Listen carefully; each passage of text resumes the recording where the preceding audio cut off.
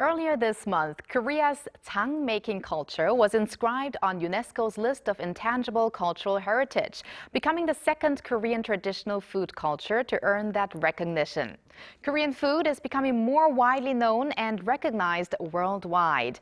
Now, in today's Hallyu People segment, we meet with an influencer from the Philippines who has experienced Korean food firsthand.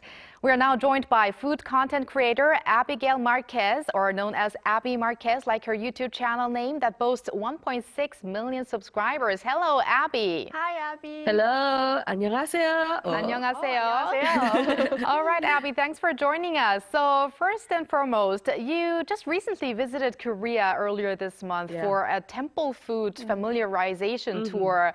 So how were you invited to this event, and how was the experience of being at a Korean temple up close? So I was invited by the Ministry of Culture, Sports and Tourism.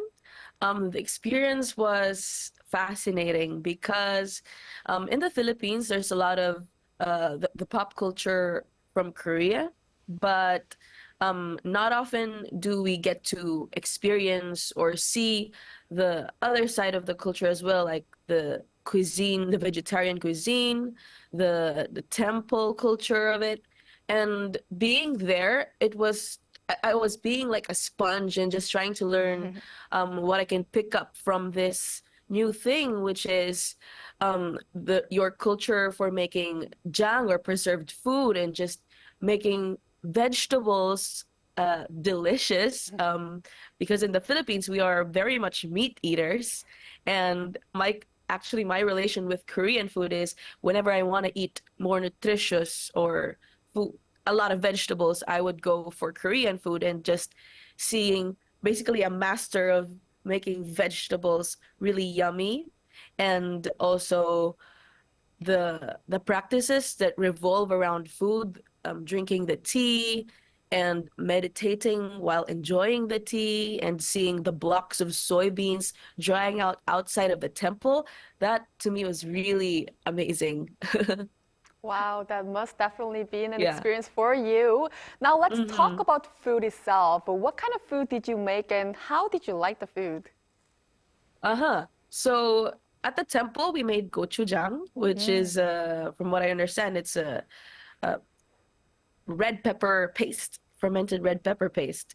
And we ate a lot, actually. But what we made were liquor, makgeolli, and soy sauce and doenjang, like what you're seeing in the video right now. Super fun process. We saw these huge lots just filled with hundreds of pots containing soy sauce and doenjang, and that to me is also really fascinating because soy sauce is one of the Filipino staple condiments, and I've never seen how to make it or even made one myself.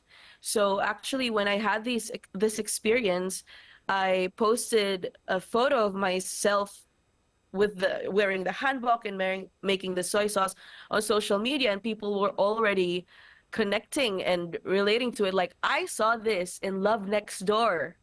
Can I also do this when I go to Korea? And it just made them really excited because they found something like mutual with Korean, the Philippine food. And this is really an unforgettable experience for me. I would definitely recommend it to anyone. So for tourists, I like to think that in order to really understand and immerse with the culture, you don't just visit the touristy places or the places that look good in photos, but also trying these experiences like eating their food and cooking whatever they eat every day. You know?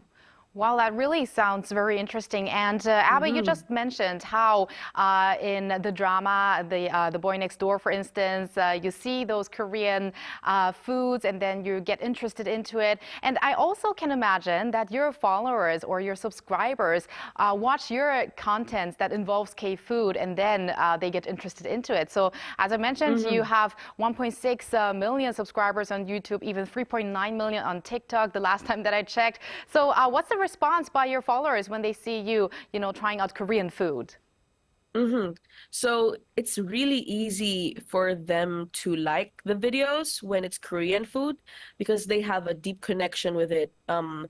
There's a big Korean culture K-wave here in the Philippines. So like even I was like a hardcore ARMY or BTS fan when I was in high school, and I know a lot of people who spend hours and hours watching K-drama. So um, people are actually already familiar with Korean food, and that's what I like to show in my videos is people who dishes that people already know and they like and they want to make at home, and just making sure that they are it's accessible to them by teaching them how to make it at home. Um, and as I've said before, showing the experiences that I experienced in the last month going to Korea. I've already heard a lot of good feedback about they want to do this, they also want to try this, and this is something they did not know that you could do when you go to Korea. But yeah, we love Korean food right now. I think aside from what we already know, like the famous Korean dishes like bulgogi, bibimbap, or kimchi, I think I want to learn more about the vegetables, the vegetable Mm. dishes, the banchan, making of the banchans or the side dishes, or something that you could store in your fridge and it's as nutritious as it was made fresh. You can eat it anytime, as well as the Korean produce because it's very cold when I went there, really, really cold. I would never dare to wear 3 to 4 layers in the Philippines or even long sleeves because it's really hot in here. And that means we also have unique vegetables or produce. So that's also something that I want to explore. Mm. Wow, definitely sounds Yeah. exciting. And in Korea, we also have, mukbang YouTubers, which is like people who eat different kinds of foods, right? But do Hmm. people in the Philippines also enjoy, watching you eat Korean food or, making Korean foods? And I'm curious if you were ever, inspired by one of Korean mukbang YouTubers or influencers. Oh, yes. I do not watch them at night. I would I remember many nights where I just sit down in front of the television and just watch people eat. Uh it's amazing. Right now, I think I draw inspiration from them on more of the technical side of things, like how do you make food desirable through sound, through the visuals. And actually sometimes when for example, I want to shoot something like fried chicken, I would search on the internet how other creators would make fried chicken look or how would they shoot fried chicken. And I would realize that sound plays a big role in making food mouth-watering and the visual, like the actual look of the food. And I think we just don't know the work behind mukbangers or mukbang videos. But I think the good mukbang videos are those who really pay attention to the sound and how good the food looks. And that to me is something I need to also understand because I make mouth-watering food recipe videos. Of course you Yes. do. And Yeah. speaking of those mouth-watering food videos that you make, there are numerous videos that feature Korean food, such as bulgogi, as you Hmm. mentioned before, and kimchi, also kimchi 볶음밥 or fried kimchi rice. Is there a reason for why you chose those K foods? And also, do you have any fun episodes to share while making Korean food? Hmm. I chose those because those were the dishes that people were already familiar with. And that's one of the qualifications when I try to decide what recipes to cook in my videos. I want people to know that the food that they like or they want to try, they can make at home. And I want to give them that accessibility. And wow, a fun moment when I shot a Korean food video. I think I think it has to be the one where I made fish cake and I started the video with just me seeing fish cake everywhere. Like me sitting down on the toilet seat, grabbing something outside of the frame, supposedly a tissue paper. And then when I look at it, it's fish cake. And then just grabbing my wallet, opening it up, and it's just fish cake. I framed it like, do you ever crave something so much you just see it everywhere? And to me, that was stir-fried fish cake. Oh, So creative. definitely try different Yeah. kinds of food from fish cake, bulgogi, and kimchi. Is there any other food that you haven't tried yet that you do want to try out in your videos? Ah. Mm. Right now, I want to really try the vegetable dishes. Oh. I mean, I don't know if it comes with age, but I'm trying to be a little more healthy, healthier, and I think that's that's something that Filipinos will also enjoy.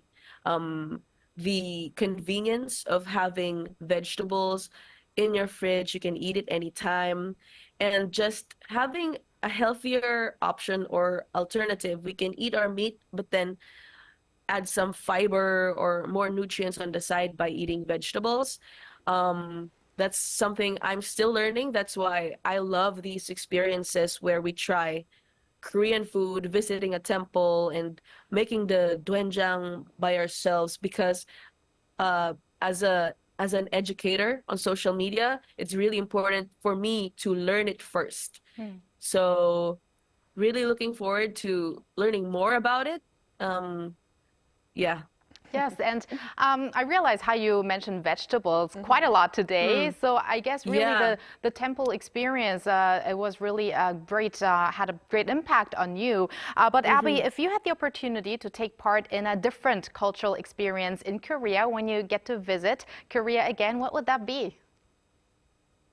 So I wanna explore the street food culture as well. Wow. So we tried the traditional jang making, the traditional drinks or wine, but I also want to connect more with the young audiences, which are really interested in the pop culture or the food that they see in K-dramas or the food that they see their idols eat, you know? That's how I got interested with jajangmyeon Ah. or the sausage, you know, the Korean sausage that you buy from the convenience store. Ah. And I think that will really do well in social media because my audience is actually a lot of young people.